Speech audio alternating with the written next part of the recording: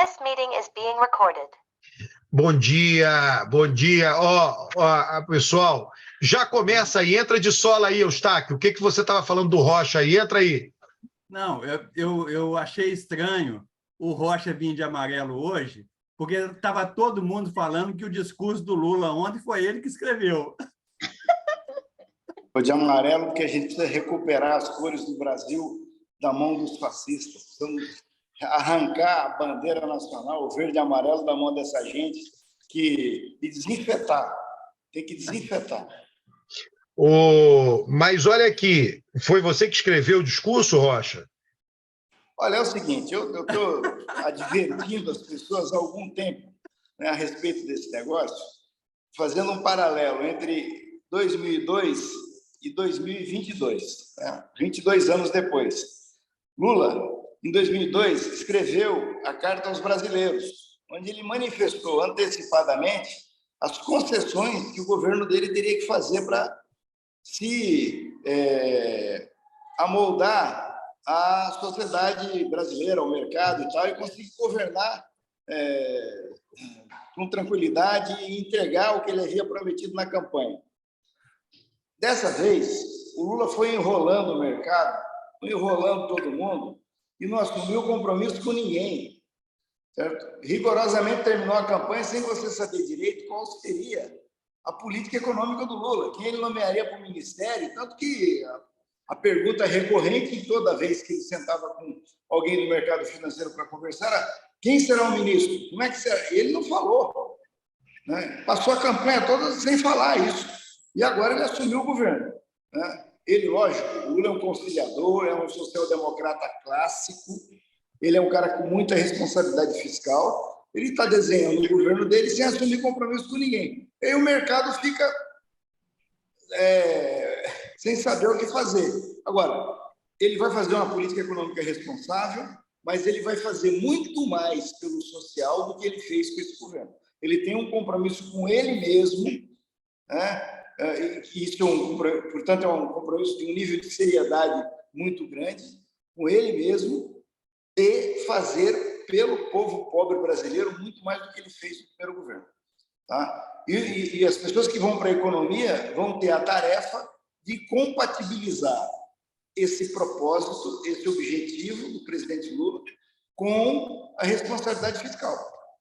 Roberto, eu estava brincando lá, mas aproveitando essa fala do Rocha, eu acho que a intenção é essa mesmo, eu acho que é isso mesmo. O problema é o seguinte, é que às vezes existe uma distância, né, entre intenção e gesto, né, e entre realidade. O que acontece é o seguinte, eu estou preocupado com duas coisas que são diferentes hoje em relação a 2002 e 2003, né?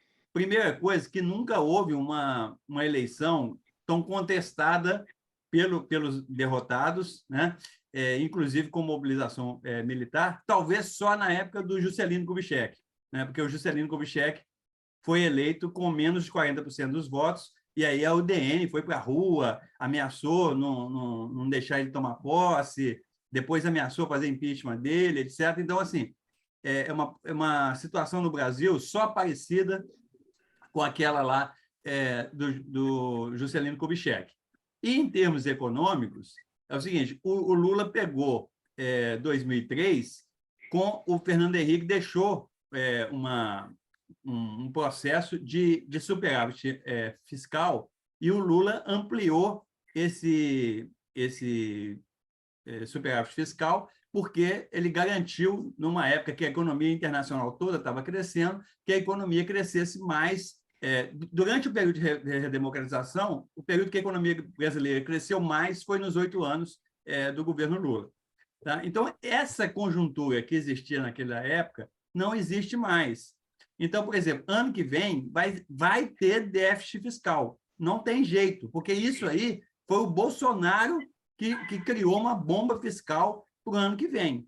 Então, eu acho, Rocha, quando o Lula fala assim, eu sempre tive superávit fiscal, tudo bem, foi verdade. Só que ano que vem vai ser déficit fiscal.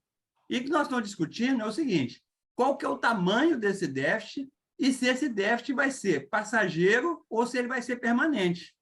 Tá? Então, isso vai estar em jogo aí na discussão da PEC transitória para ver o que vai fazer. Então, é um momento muito crítico que você precisa de costurar alianças, você precisa desarmar os espíritos, tipo que o Lula fez na quarta-feira. Na quarta-feira, o Lula fez um papel de estadista, reunindo com todos os chefes de poderes, fazendo um discurso, olhando para frente, falando que não tem mágoa, que não vai ter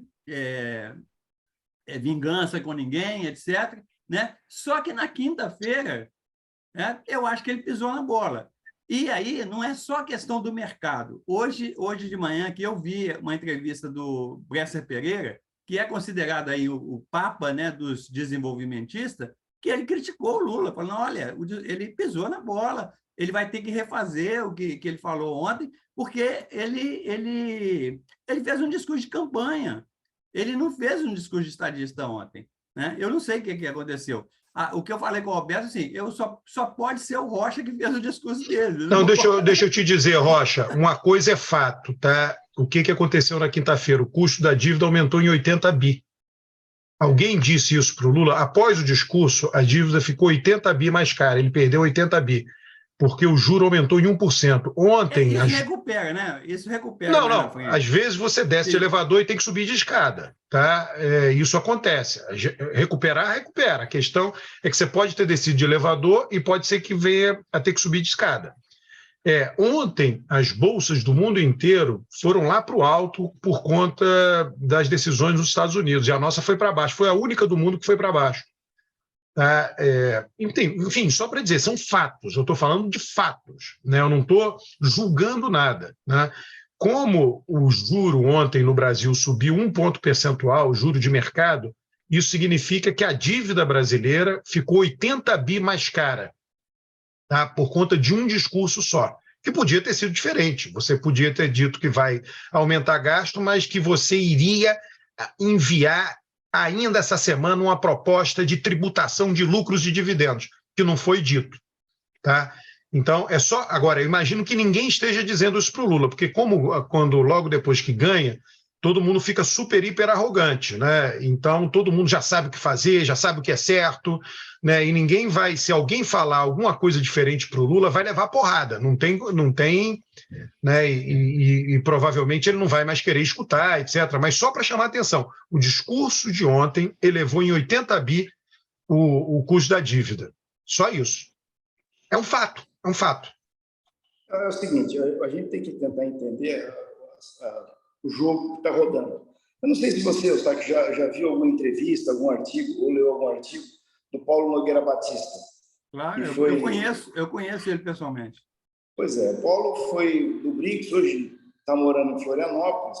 Eu me encontrei com ele algumas vezes recentemente, e ele tem uma posição que confronta um pouco essa visão de que a situação do Brasil hoje é pior do que a de 2002, né, quando o Lula assumiu. Ele defende que não, que ao contrário, a situação hoje é muito melhor do que a situação de 2002. Né? Você tem reservas internacionais que você não tinha em 2002. Você hoje não tem a presença dos técnicos do FMI aqui monitorando as nossas contas, porque o Brasil não deve para o FMI, ao contrário, o Brasil é credor, ele empresta dinheiro lá no FMI. A inflação, apesar do jeito que ela está, no câmbio, eles estão mais ou menos bem monitorados, sob controle. Então, a situação macroeconômica, ele diz isso, a situação macroeconômica do Brasil hoje é muito melhor do que a de 2002. Né? Só para concordar com você, nesse aspecto que você está falando, eu concordo, que assim, o cenário externo da economia brasileira hoje é muito melhor. Não tem essas ameaças todas, tipo que a Argentina tem. A Argentina vive com problemas cambiais sérios, né? E tem uma frase famosa do Henrique Simons que diz o seguinte: a inflação aleja, mas o câmbio mata. Né? Então, se a gente não está com problema de câmbio, é ótimo, é muito melhor. Nesse ponto eu tenho razão. Agora, eu acho que o próprio Paulo ele considera que essa questão, Rocha, é que o Bolsonaro está deixando uma bomba fiscal. E isso o Lula tem que deixar claro. Ele não deixou claro que essa bomba fiscal é do Bolsonaro, não é do Lula. É isso que não ficou claro no discurso ontem. Mas eu acho que isso aí ele vai deixar claro. Ele vai clarear bem isso. O que eu acho é o seguinte, é que nós estamos tendo um jogo, certo? Se a gente não... E aí a mídia, ela joga do lado do mercado, né? Porque, infelizmente, o que aconteceu com a mídia internacional, com os grandes meios, é que eles se tornaram propriedade dos bancos, das empresas do sistema financeiro. Não tem nenhuma empresa de mídia hoje que não tenha participação do banco, de empresas do mercado financeiro. Isso deveria, na minha opinião, isso deveria ser proibido. As empresas do mercado financeiro deveriam ser proibidas de ter qualquer tipo de participação acionária em empresas de mídia.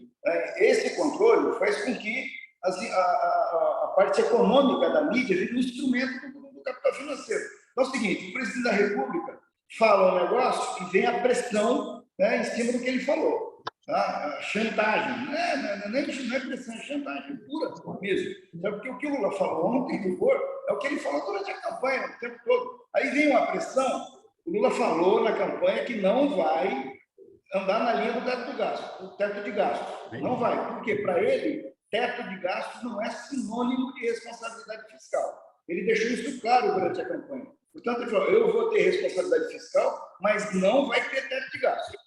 Aí termina a eleição, ele ganha. Primeira declaração dele sobre o teto de gastos, a bolsa cai e o dólar sobe. Quer dizer, isso aí é uma pornografia, né? Não, peraí. Deixa eu só, Rocha, deixa eu só falar o seguinte, o mercado financeiro, quem está no mercado financeiro... Só para falar para a Márcia, Márcia, essa discussão aqui é mais difícil do que o Big Bang, viu? Totalmente. Mas Vem assim, cá. Deixa eu dizer assim, o que me surpreende.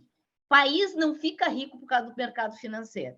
Mercado financeiro, que é uma flutuação que depende de um discurso, não gera desenvolvimento. O que me preocupa é que eu não vi nenhuma mensagem sobre voltar a industrializar o país. Esse país não vai ser rico enquanto não tiver uma indústria de ponta rica. Nós não somos capazes de produzir um chipzinho de dentro dos nossos celulares e não somos capazes nem de produzir aspirina atualmente. Eu quero saber qual é a mensagem, é esse mercado que faz desenvolvimento, daquele que produz coisa de verdade e não que dá um soluço cada vez que o presidente dá um espirro.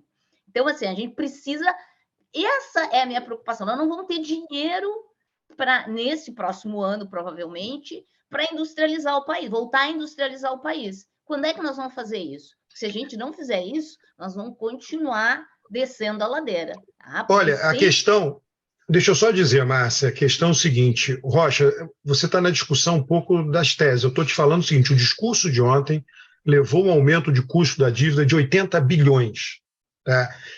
A questão é, faz sentido fazer um discurso que resulte nisso? Não era melhor não ter feito discurso algum que resultasse nisso? Agora, qual o sentido desse discurso? É só isso. Por que você não se pergunta por que ele fez o discurso? Então, eu queria entender por que você faz um discurso que aumenta o custo de rolagem da dívida. É só isso. A resposta que eu tenho é o seguinte, é para confrontar quem quer colocar o garrote na boca dele. Certo? Porque há uma ação do mercado e de gente, inclusive, de dentro da aliança, né? Quer dizer, querendo o Lula bem comportado, o Lula começando a aceitar o teto de gastos, se curvar aí essa lógica do mercado financeiro. Não, o Rocha. Lula, eu acho que ele se rebelou contra isso, foi isso? Não, o Rocha, agora, isso aí eu discordo um pouco com você, é o seguinte, tudo bem, o que o mercado financeiro está fazendo chantagem, ele está fazendo, ele sempre faz, ele quer ganhar dinheiro. Agora, eu estou dizendo o seguinte, que eu vi hoje, eu fiquei surpreso, o Bresser Pereira falando hoje na televisão, o Bresser Pereira não é mercado. O Bresser Pereira é o cara industrialista, de industrialização, é o neodesenvolvimentista, é o papa do neodesenvolvimentismo no Brasil. E o Bresser Pereira falou que o Lula errou, que ele vai ter que consertar. Então, assim, eu sei que a gente tem uma tendência de demonizar, né, o mercado. O mercado quer só ganhar dinheiro, ele é demofóbico, né? Não gosta de povo, não gosta do... Tudo bem, esse discurso. Mas, na prática, várias pessoas que não são do mercado, que são desenvolvimentistas, que querem exatamente isso que a Márcia falou, que industrializar o país, resolver o problema da pobreza, resolver o problema da fome, fazer uma sociedade mais desenvolvida e mais justa socialmente, as pessoas questionaram. Porque aí, Rocha, é o seguinte, nesse momento de transição, que o Lula precisa de negociar uma PEC, que não basta os 10 partidos que estão junto com ele, precisa de ter apoio do União Brasil, precisa de ter apoio do PSDB, precisa de ter apoio do não sei o quê. No momento que você está numa transição, precisando de unir as pessoas, o Lula fez um discurso de palanque, entendeu? Não foi legal. Porque a rigor, ele já está governando, tá? A rigor ele já está governando. Não, a rigor não é mais o governo Bolsonaro que determina, tá? Então, o Bolsonaro sumiu. Nunca existiu isso, Roberto, nunca existiu isso. Um presidente, sem tomar posse, já está fazendo uma PEC. Não, mas sabe por quê? É porque a gente nunca viu um presidente não ser reeleito. Então, a gente está vendo a primeira vez. Então, estamos aprendendo com isso. Então, significa o seguinte, as declarações de Bolsonaro não importam mais. O que importa são as declarações de Lula. A rigor, ele já está governando, é um fato. Ele pode aprovar a PEC que ele quiser, ele pode, enfim, ele está governando sem ter a caneta. Então, não adianta dizer a culpa é do Paulo Guedes. Não é mais do Bolsonaro, nada. Agora, a coisa é a responsabilidade do Lula. Ele efetivamente está governando. É um fato, não é de direito, é de fato. Né? Então, por que ele criou um problema dentro do governo dele, de 80 bi? Entendeu? Eu queria entender só isso, Rocha. Qual a racionalidade disso? Eu estou te dando uma explicação. O Lula não é o presidente da República. Certo? Tudo isso que vocês estão dizendo está correto. Hoje, o Lula, aquela história, o governo do Bolsonaro acabou, mas ele não foi embora. Né? O velho acabou, mas não foi embora. E o novo está aí, mas não nasceu ainda. Né? Então é o seguinte, eu acho que eu penso assim, se o Lula tem que dar um recado claro no mercado, certo? A hora de dar o recado é agora. Tá? Porque se ele fizer isso na hora que ele estiver na presidência da República, aí vão pegar ele e vão crucificar. Né? Uma declaração ruim na presidência da República, já no cargo. Então ele está dando o recado agora. Não venha do meu lado, não, que eu fui eleito para fazer isso aqui e eu vou fazer isso aqui e ponto. Não vou aceitar, porque, lógico, essas coisas não acontecem publicamente, mas deve ter gente chegando lá, veja bem, não sei o quê, vou conversar.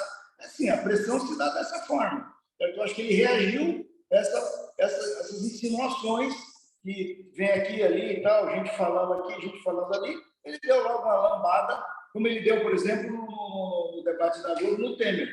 No debate da Globo, ele falou, Temer, fique longe, nem se aproxime, que não vai ter conversa. Né? Vou conversar com o MDB, mas com você eu não converso. E pronto. Eu acho que o Lula está aproveitando esse período que ele ainda não é o presidente para soltar logo os cachorros, e depois ele vai ter que se comportar como presidente. E ele sabe se comportar como presidente. Gostou da resposta? Gostou da resposta, Alberto? Não, é isso, né? E isso vale pagar 80 bi, né? Vale descer de elevador, né? Esse 80 bi é teórico, né? É teórico, porque... Não, mas eu digo, os juros, aumentou a conta de juros.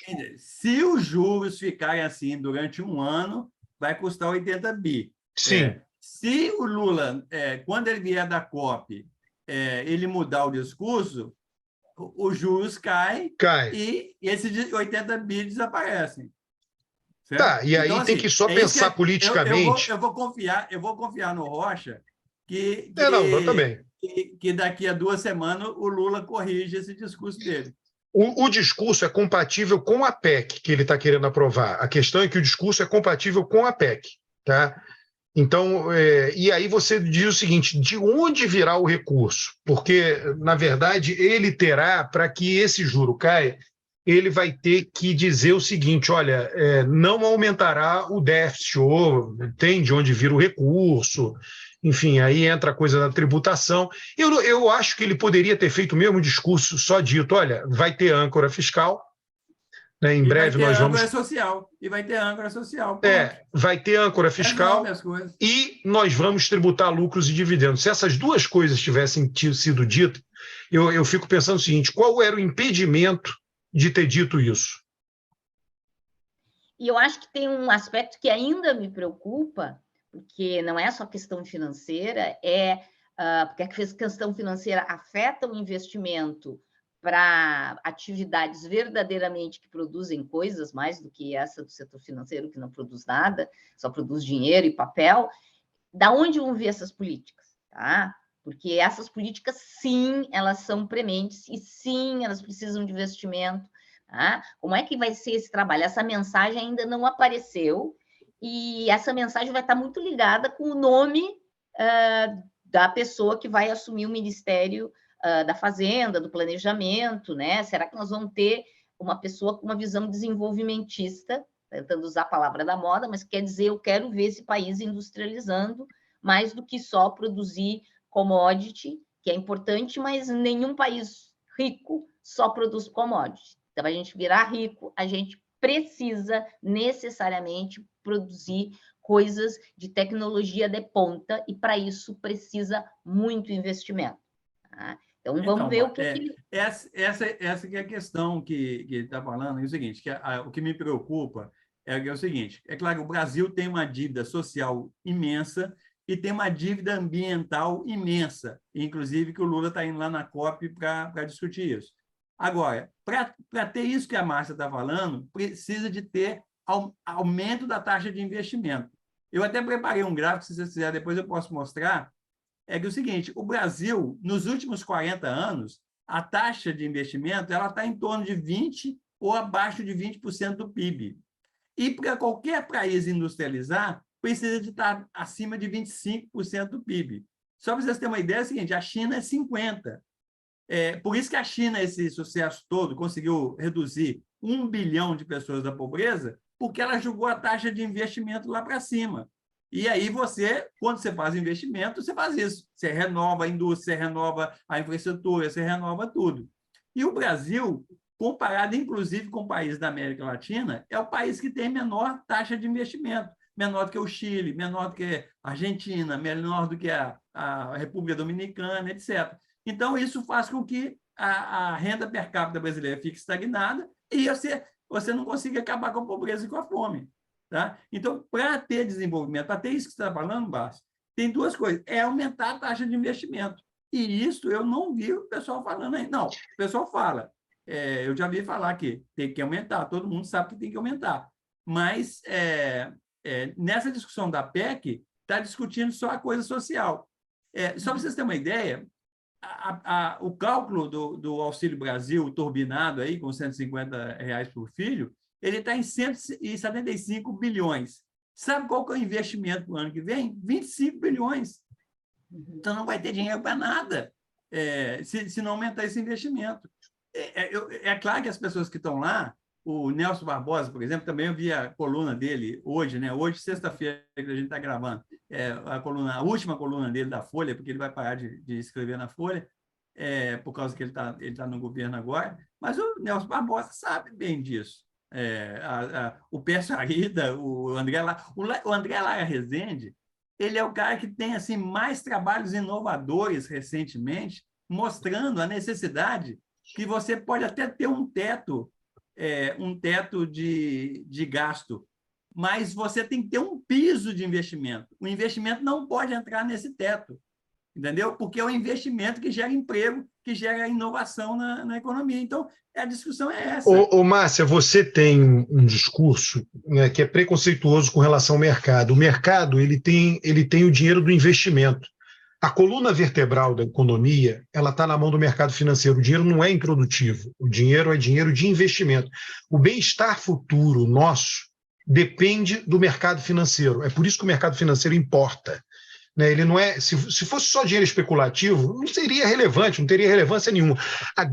Por que você, no final do ano, deseja para as pessoas, né, saúde e sucesso? As duas coisas que mais importam, que são bem pagas, o médico e o cara que opera com dinheiro, o mercado financeiro. Saúde e sucesso.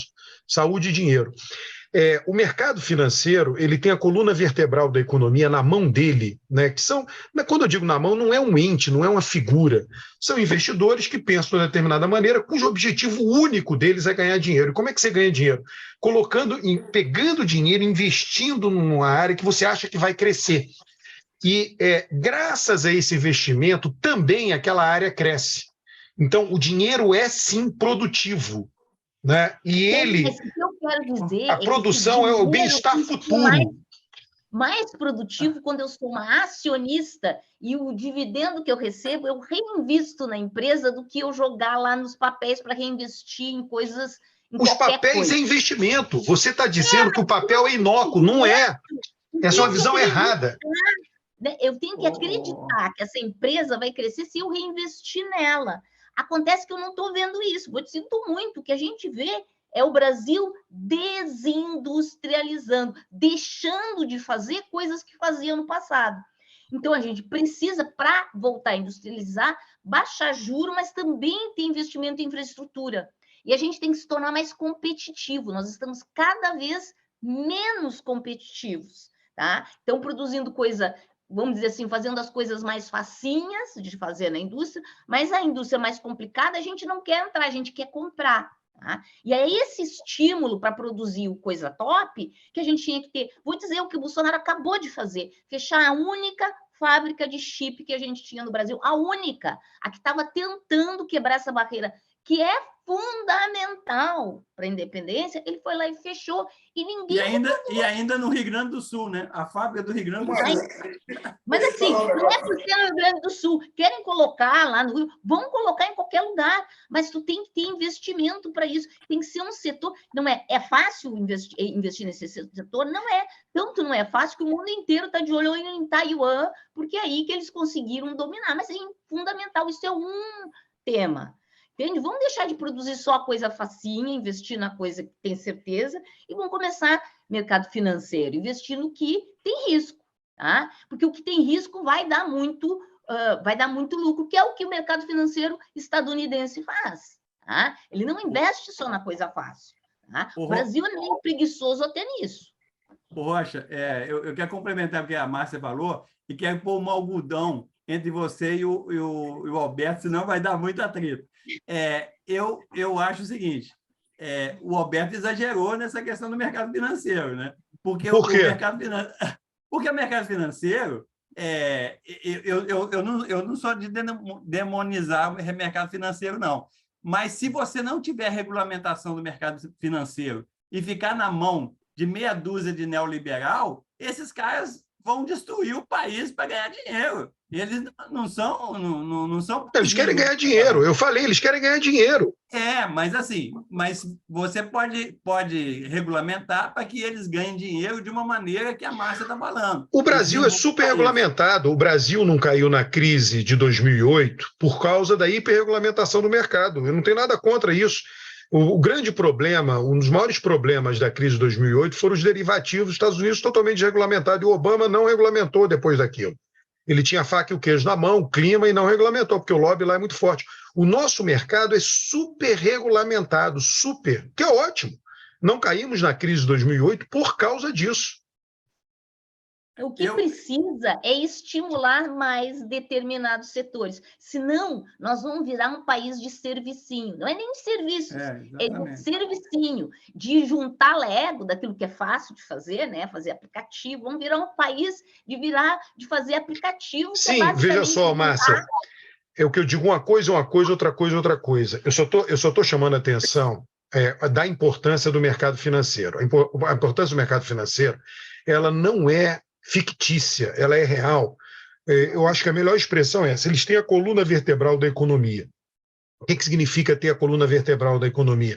As decisões sobre o investimento. Não é só dele, claro, é das empresas também. As empresas também decidem, um somatório de coisas. Mas eles têm uma grande parte da decisão sobre o investimento. Tá? Você diversifica as decisões sobre o investimento se você tem uma dívida pública que o mercado acredita que ela vai ser rolada. Tudo você está na base da expectativa, porque são indivíduos que têm uma maneira de pensar, que é comum, tem uma cultura do meio, mas ninguém está combinando e telefonando entre eles. Agora vamos combinar e vamos chantagear o governo. Isso não existe. Está baseado no conjunto de crenças dele, que homogeneiza, da mesma forma que o conjunto de crenças dos acadêmicos tem um caráter homogêneo. Né? E aí eles dizem, bom, esse governo não vai conseguir, eu vou comprar títulos da dívida. né? Então, se você aumenta o endividamento, né, você vai levar a uma menor diversificação das opções de investimento. Quando caiu o juro, agora há pouco tempo no Brasil, caiu o juro real, o mercado se diversificou enormemente, né, nas decisões de investimento. Isso importa para o crescimento da economia. O que você está falando é qual o conteúdo, né? O conteúdo não vai ser serviço, vai ser... Tudo bem, isso é uma outra coisa, né? O que eu estou querendo é, como eu disse, uma coisa é uma coisa, outra coisa é outra coisa. O mercado importa, e por isso que o governo... Né, tem um livro muito bom, Capitalismo e Social-Democracia, do Adam Dvorak, e é um livro antigo, dos anos 90, que mostra qual foi o pacto da social-democracia lá atrás, tá? No pós-guerra, até antes do pós-guerra, né? Então, os operários entraram na política querendo abolir o capitalismo, né? E aí eles fizeram um pacto, né, com os donos do investimento, das decisões de investimento, os capitalistas, que é o mercado, né? Mas aí, nesse livro, ele chama atenção, o pacto é o seguinte: a gente abre mão de abolir o capitalismo, desde que diminua a taxa de lucro. E aí foi o pacto, né? A gente vai tributar vocês para melhorar a vida da nossa base de eleitores, e o Pacto Social-Democrata foi esse. Você pode generalizar o raciocínio desse livro, o livro é absolutamente brilhante, né? E generalizar o raciocínio seguinte: hoje ninguém mais quer abolir o capitalismo, é algo inviável, né? Mas o que você faz? Você respeita, em alguma medida, aqueles que têm as decisões de investimento, alguns desejos dessas figuras, desde que eles vão aceitar que você tribute o lucro para transferir renda. Foi isso que eu não entendi, que poderia estar no discurso e não estava. Você dizer, olha, não, vai ter equilíbrio fiscal. Como? Vamos fazer uma reforma tributária e nessa reforma tributária vamos taxar lucros de dividendos. O mercado é SPNA, mas não ia ter, né, a reação que teve ontem, né? Então, isso já sinalizaria, né, das intenções do governo. Então, vamos enviar, inclusive, agora uma PEC, ou seja lá o que for, para começar essa tributação. Você envia junto com sair do teto, enfim. Eu não estou discutindo o aumento de gasto, tá? O aumento de gasto está dado. Eu estou discutindo o seguinte: vamos aumentar a receita também. Por que não entrou no discurso? Isso é que eu não entendo. É o seguinte, a gente está aí vendo semanalmente ou diariamente o Alckmin colocando os nomes que estão indo compor a equipe de transição, né? Eu não sei bem, Márcio, não me lembro quem é que está na parte da indústria. Tem lá que botou o Germano Rigoto, do Rio Grande do Sul, está o Germano Rigoto. É um nome que se destaca muito porque foi governador, né? Mas não é só ele, tem mais gente lá da área, né? São 4. Eu não me lembro os nomes. Enfim, portanto, vai ter, sim, uma orientação nessa linha. O Lula tem uma preocupação e tem um compromisso muito sério em relação a essa questão da industrialização, porque ele sabe que esse lance das commodities, certo? Primeiro que ela fica refém disso que você chama aí, Márcio, de especulação, né? Os caras brincam com isso, tá? É uma coisa, às vezes, porque choveu mais, cai não sei o quê.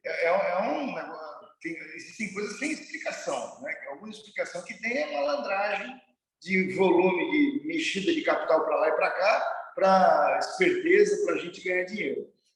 E o segundo ponto é o seguinte: as commodities elas não vão ser com essa queda que o Eustáquio vem frequentemente falando aí da população, do crescimento populacional, isso vai ter um impacto, né, na exportação de commodities, certo? Então, o país precisa se industrializar para cuidar de si mesmo, né? O Brasil não vai cuidar de si mesmo se ele não se industrializar. Nós vamos ir por um buraco que talvez não tenha saída mais lá na frente, né? Então, eu concordo com você, acho que e o Lula, na equipe, no decreto de transição, tem um item da industrialização, está lá. Aí já os nomes são conhecidos. Eu não sei, assim, eu francamente não sei te dizer qual é a relação do Germano Rigoto com industrialização. Ele foi governador do Rio Grande do Sul, era deputado, me lembro muito bem disso, mas não sei qual é a relação dele com esse segmento. Ele tem uma relação muito boa com a parte de indústria metal mecânica aqui do Rio Grande do Sul, toda aquela região da Serra que faz essa produção de maquinarias, tá? Dessa parte mais metal mecânica. Tá? Então, ele, vamos dizer assim, ele tem essa visão, que, por sinal, é a região que mais votou Bolsonaro aqui, mas que entende um pouco desse setor de máquinas de industrialização. Ele não é a pessoa especialista em alta tecnologia, mas eu acho que entende do mercado industrial brasileiro. Tá? Então, é uma pessoa, e não é uma pessoa muito, é pessoa, vamos dizer assim, ele é razoavelmente tranquilo, assim, então vai ouvir. Mas eu gostaria de ver mais gente que entendesse de alta tecnologia, de certos setores que tem, mesmo no estado de São Paulo, que trabalham com tecnologia de ponta, porque o Brasil vai ter que atuar nesse sistema. E vou dizer mais, nós temos um problema fundamental para atuar nesse sistema, que é o fato que o Brasil hoje tem menos percentual da população com nível superior do que a maioria dos países aqui da América Latina. Eu não estou falando nem a média da OCDE. E para tu fazer esse pulo, tu tem que formar muito mais gente, e muito mais gente, sinto muito, Rocha, não é na tua área. Tá? A gente vai ter que formar... Engenharia. Engenharia. O que engenharia. Nós precisamos de gente em engenharia, precisamos de gente em química, e essas áreas... Engenharia química, física e biologia. E, por sinal, são as áreas... E zero ciências sociais. Ciências sociais é só gente que tem personalidade desviante. Sujeito desviante vai fazer ciência social. O demógrafo é um cientista social com muita área quantitativa. Então, tira o demógrafo dessa lista aí. Sim, eu tiro o demógrafo. Agora, tenho que admitir que você se desvirtuou recentemente. Você se desvirtuou. Você já foi um sujeito mais colado nos números, nas evidências empíricas. De uns anos para cá... É a influência do Rocha. É a influência do Rocha. Não é isso que eu estou dizendo, gente. Eu estou dizendo que o Brasil, onde ele cresceu em educação, que foram nessas mega, super universidades que estão na Bolsa de Valores, eu não coloco nesse pacote as comunitárias nem as confessionais, ele cresceu nesse sistema, que está dominando a CAPES hoje em dia, tá? Que são as universidades que não têm esses cursos tecnológicos, que eles são caros de produzir. Tá? Então, nós vamos ter que crescer nisso aí. Tá? E vai vir muito de um investimento que vai ter que ser feito, e eu não sei de onde vai sair esse dinheiro, para a gente aumentar a produção de profissionais. Porque se crescer muito, a gente tem que ter duas coisas, tem que ter pessoas, tem que ter investimento. O mercado vai ter que investir na industrialização, mas, ao mesmo tempo, a gente vai ter que garantir que tenhamos profissionais capacitados para isso. Então, vai ser muito trabalho com pouco dinheiro, e isso me assusta, porque eu ainda não vi esse plano escrito. Claro, o governo não começou... O Rigoto entende tanto de industrialização quanto a Aniele Franco de direitos das mulheres. Na hora que você tiver uma irmã que for morta, você se torna do grupo de transição. É do cacete. Roberto, veja aí, eu não estou com acesso ao Google aqui, mas veja isso, você acha os nomes da equipe que está na transição na área de industrialização. Tem uma pessoa da Fiesp, que eu me lembrei, não sei o nome, e mais dois.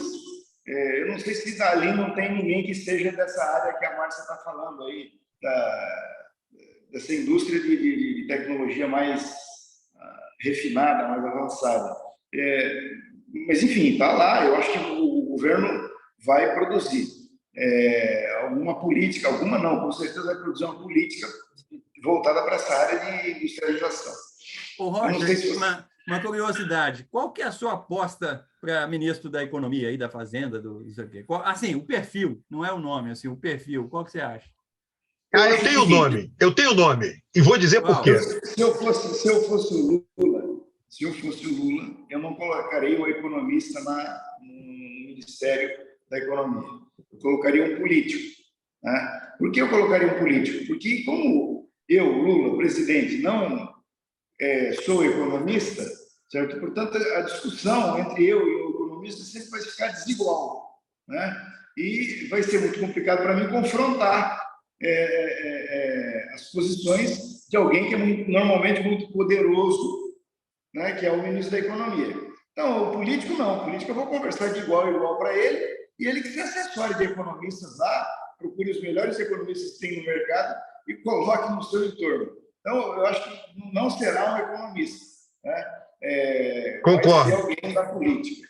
E aí, os nomes são vários. Eu não gostaria de citar nenhum, mas tem pessoas muito preparadas, qualificadas para ocupar essa função aí na equipe do Lula. Não, eu vou te dizer quem eu acho que vai ser.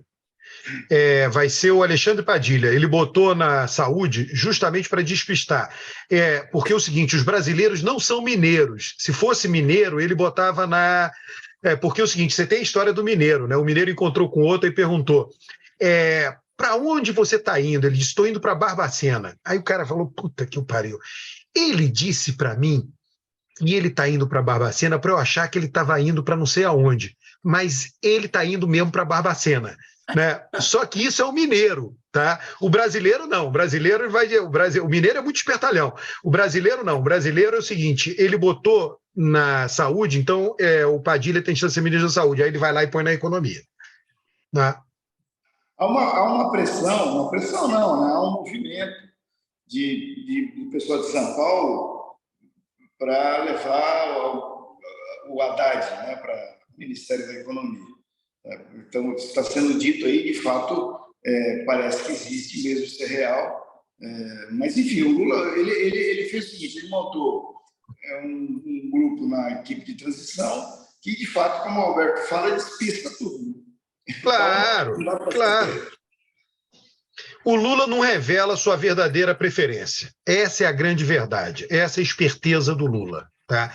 Ele não revela. Agora, eu gostei do Aniele Franco. Seguinte, se você tiver uma militante na família e ela for assassinada, você pode entrar. Ali, porque é o seguinte, você vira um símbolo, né?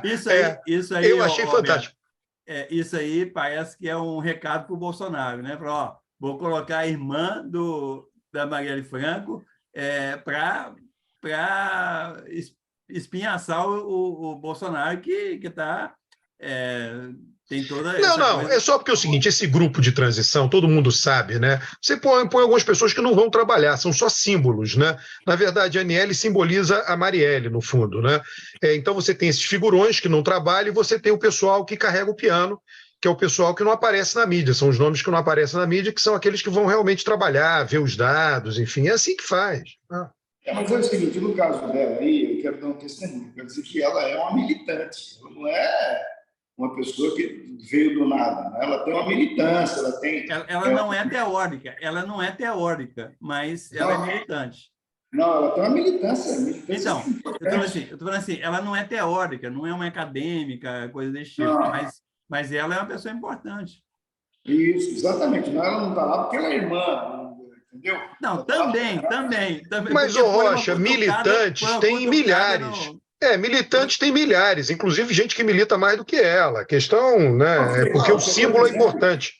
Não, eu só estou dizendo que ela é militante, ela não está lá só por conta do parentesco. Agora, eu também quero dizer o seguinte, tem muita reclamação de incompreensão sobre o papel dessa equipe de transição. A equipe de transição são 50 pessoas que são nomeadas um salário durante esses 2 meses para trabalhar na equipe de transição. Mas a equipe não se resume a essas 50 pessoas. Cada grupo desse temático vai ter aí conversar com o Brasil inteiro. Tem muita gente. Sabe? Então,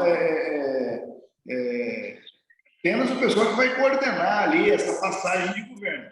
Aparentemente está indo bem. E aí tem gente que confunde. Eu já vi gente falando que nós negros, no movimento não sei o que dos negros, não estamos representados na equipe de transição. Como se a equipe de transição fosse algo de representação. Não, mas aí é o seguinte, eu vi gente fazendo isso, um verdadeiro absurdo. O Lula vai se reunir com o presidente da Câmara. O presidente da Câmara é um homem branco. Lula vai se reunir com o presidente do Senado. O presidente do Senado é um homem branco. Né? Aí põe os líderes do partido. Os líderes são homens brancos. A pessoa que é um negro, que é uma mulher negra. Porra, tudo bem, tem que chegar lá, cara. Entendeu? Tem passos que antecedem. Ele não pode botar ali uma pessoa figurante. Né? Isso é uma loucura completa. Mas veja só. Não, pode falar, Márcia. Não, essa pressão é uma pressão porque ainda o Ministério não saiu. O Ministério também carrega essa questão dos símbolos. Tá? Sim. Então, toda vez que as pessoas estão pressionando, é o momento de fazer essa pressão, gente, porque o Ministério ainda não foi anunciado. E a gente espera que o Lula olhe para compor esse seu ministério, que vai ser todo mundo entende que é complexo, porque é uma frente cheia de partidos, tem que agradar todo mundo, tem visões, mas assim, a população brasileira tem gente, tem homem, tem mulher, tem branco, tem negro, tem indígena, de muito talento. Então, assim, ele vai ter que fazer essa manipulação para achar as pessoas, né, com talento e ter uma certa diversidade nesse equilíbrio. Ele não propôs que, durante a campanha, ele jamais falou isso, que teria 50% de mulheres, mas há uma expectativa de uma certa representação feminina importante. Ele não falou que teria uma representação racial, mas há uma expectativa. E essa expectativa se configura com as pressões. Então, é momento, assim como vários setores da sociedade estão fazendo pressão para ter o ministro da Fazenda ter isso, é justo e é ok, a sociedade está fazendo pressão nesse momento para ele elencar, né, no Ministério. E uma forma de fazer essa pressão é reclamar quando na foto só aparece homem... Não, mas branco, reclamou da foto errado, tá, Márcia? Reclamou da foto errada. A foto estava errada, porque aquela foto é uma foto com quem está no poder, não é quem vai entrar no poder. Isso está errado, essa reclamação. Tu lembra, tu diz assim, nossa, olha essa foto, essa representa uma coisa histórica, esperemos que no futuro isso não seja assim, tá? Que pelo menos não estejam todos de terno azul, né? Porque é impressionante essa coisa geral dos ternos azuis. É o seguinte, eu acho correto, você pode postular que os partidos tenham as suas chapas com a paridade, metade mulher. Isso é uma coisa, eu acho bacana, legítimo, a reivindicação disso, que 50% da chapa partidária que disputa a eleição seja de mulher, 30% de negro, sei lá. Eu acho isso bacana. Agora é o seguinte, o resultado disso, essa chapa vai disputar a eleição, e o resultado não será 50% de mulher, 50% de homem e 30% de negro. O Congresso não vai ser assim. O Congresso vai ser o que a população disser que ele tem que ser.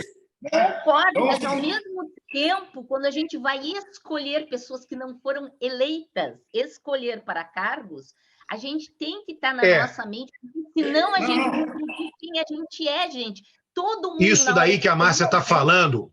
Isso que a Márcia está falando é importante, Rocha, porque é o seguinte, se você põe ministros negros e mulheres, eles se tornam, no futuro, candidatos muito competitivos.